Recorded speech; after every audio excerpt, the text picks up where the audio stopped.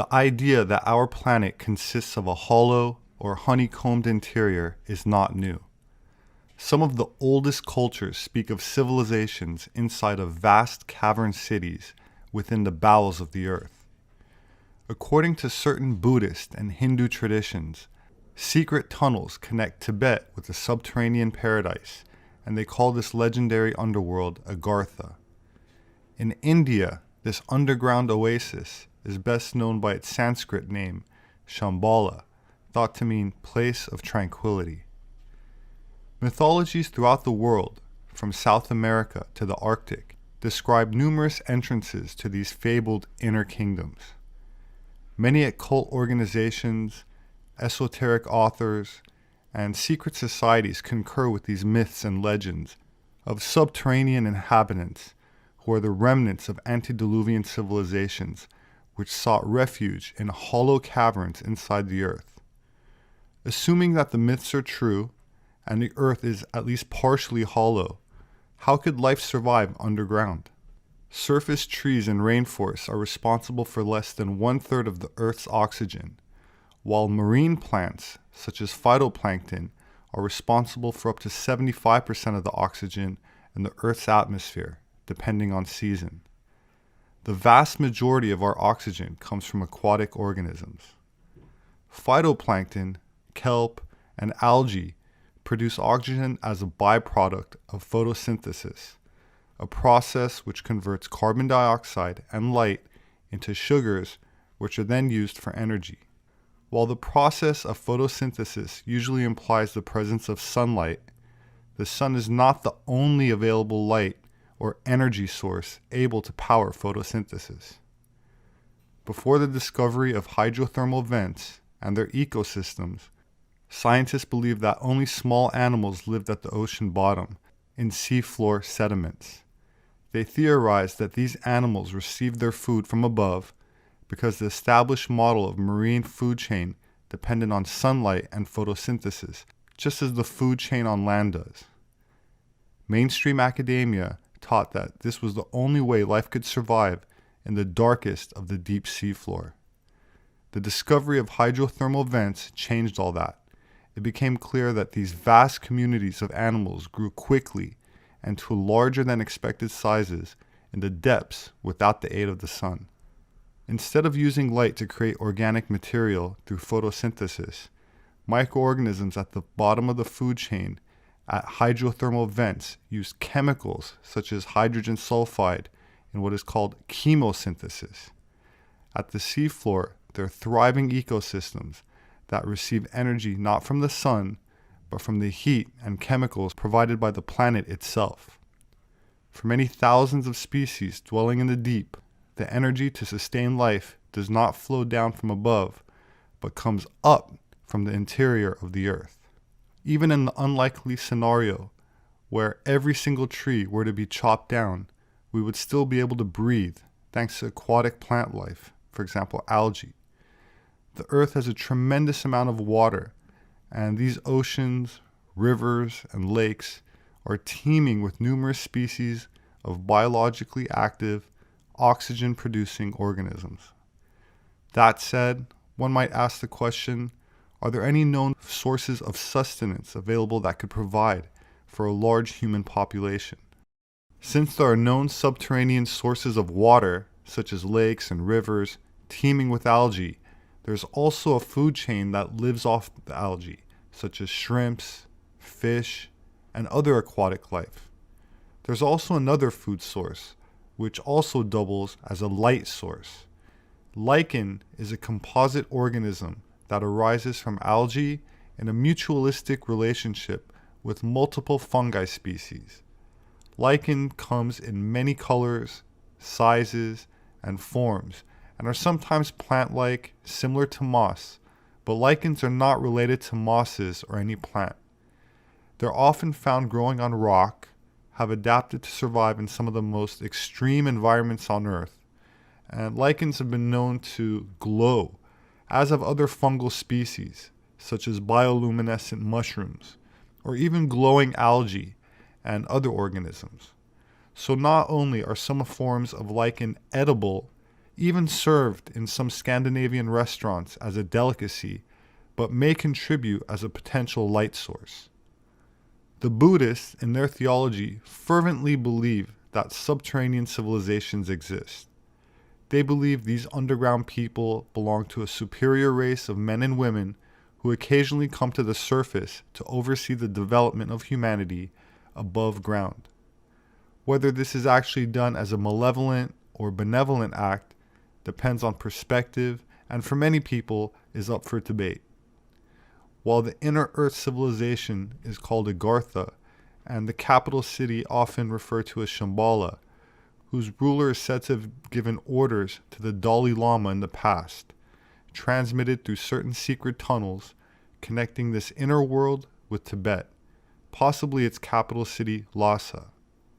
The entrance of this tunnel was guarded by lamas who were sworn to secrecy, but there has been rumors that these secrets were handed over to the Nationalist Socialist Party of Germany, which sent numerous archaeological expeditions to Tibet trying to find fossilized remains of giants, among other things, such as an alleged attempt by the Ahnenerbe, or Ancestral Heritage Research Organization, to establish communications with what they considered true supermen, who were said to have mastered the forces of the living universe, which they called Vril, but is also known as Chi, Ki, Prana, Orgone, and to alchemists, ether. In the book, The Spear of Destiny, Trevor Ravenscroft says, quote, "It was largely through the initiative of Professor Karl Hochhofer and other members of the Vril Society in Berlin and Munich that exploratory teams were sent out to Tibet. The succession of German expeditions to Tibet, which took place annually from 1926 to 1942, sought to establish contact with cave communities. 3 years after the first contact had been made with the adepts of Agartha and Shambhala, a Tibetan community was established in Germany with branches in Berlin, Munich, and Nuremberg. The adepts of Agartha were known in Germany as the Society of Green Men, and strong measures were taken to keep silence about their real significance. They were joined by 7 members of the Green Dragon Society of Japan, with whom they had been in communication for hundreds of years. During the final months of the war, when the Russians reached their quarters in the suburbs of Berlin, they discovered their naked bodies lying in orderly rows, each with a ceremonial knife piercing the abdomen." In Dietrich Bronder's 1975 book, Before Hitler Came, we read, quote, "In 1928, the Thule Society, via the strong Tibetan colony in Berlin, with which Hochhofer was in permanent contact, is said to have resumed the links to Tibet's secret societies of monks, which were even maintained during the Second World War. They used, in radio communications between Berlin and the Tibetan capital of Lhasa at this time, was the book Dzyan, a secret book of magic of Tibetan sages. The links to Tibetan Buddhism forged by Trebisch, Hochhofer, and Hess were represented by Karo Nietzsche, an emissary of the Tibetan Agartha in Berlin. He wore the brush-shaped mustache that indicated an adept. On the evening before the outbreak of the Second World War, Schoffer's SS expedition departed from Germany for Tibet, guided by Karo Nietzsche and Eva Spoelmüller, bringing the Dalai Lama radio equipment with which to set up links between Lhasa and Berlin. Schaeffer's SS men were permitted to enter the holy city of Lhasa, otherwise barred to Europeans and Christians, and even the Lama's magnificent temple, containing one single enormous object, the holiest symbol of the Mongolian Empire, the swastika.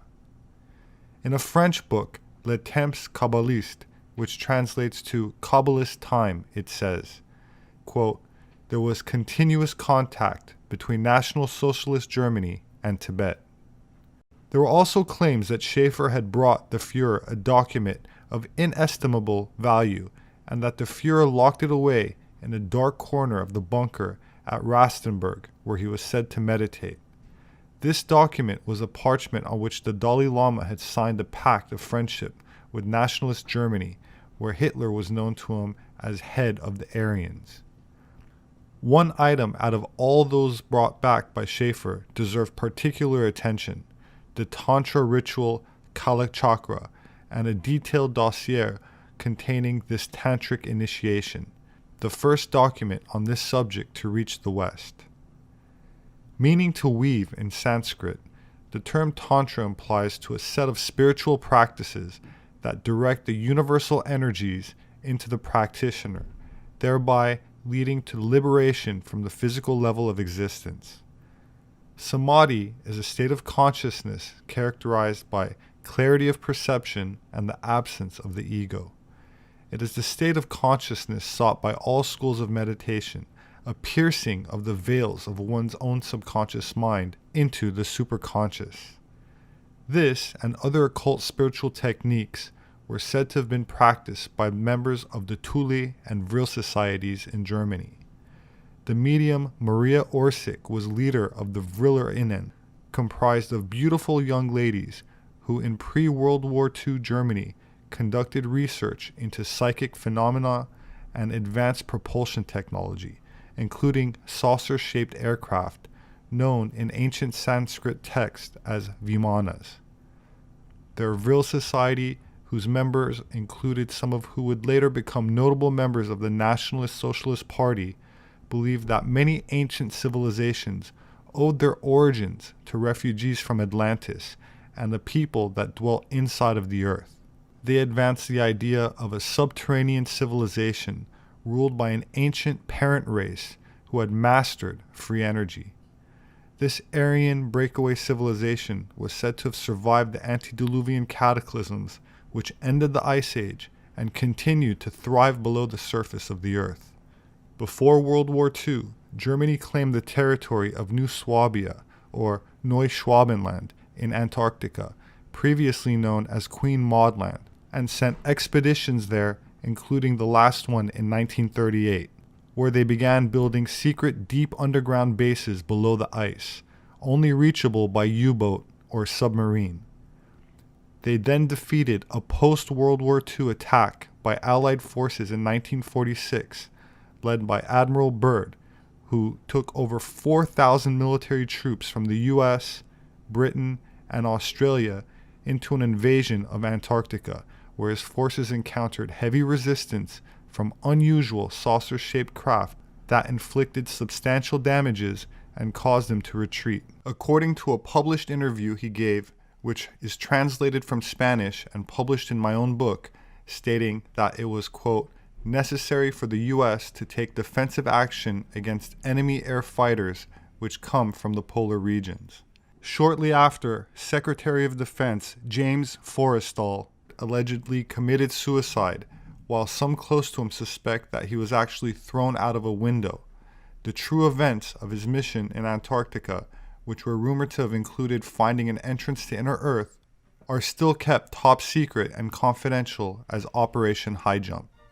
My name is Robert SEPEHR. I'm an anthropologist. You can find my published books on Amazon. They make a great gift.